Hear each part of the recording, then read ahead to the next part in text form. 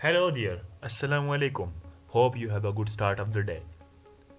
I'm your host Muhammad Ismail and welcome to my channel Decoder. Artlist.io. And today's video we will look data type. So it specifies the type of data stored in a variable. The most used data type are integer, float, double, character and boolean. Boolean is used for 1 and 0 or true or false. And Music character is used for to store an alphabet, and double is for if we have a long number without having decimal point, and float is for floating point number having decimal point, and integer is just for integers values. Here is a table and their meaning and size take from the memory and bytes.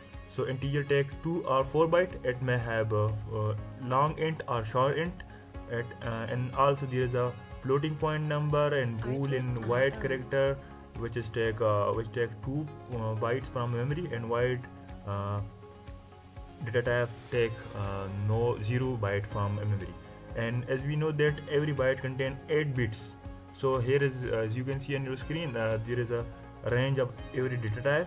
So integer takes 16 byte, which means 16 bits, meaning 2 bytes, and its range is -3 to 768 to 32767.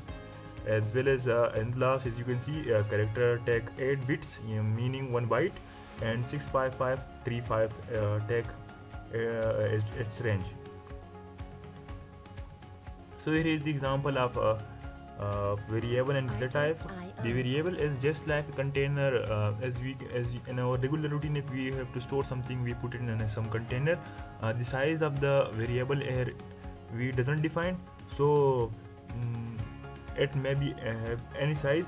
So to define the size of the variable or our container in a memory, we need to have a data type. So as you can see on the screen, we need data type to define the size of the data we put in a variable. So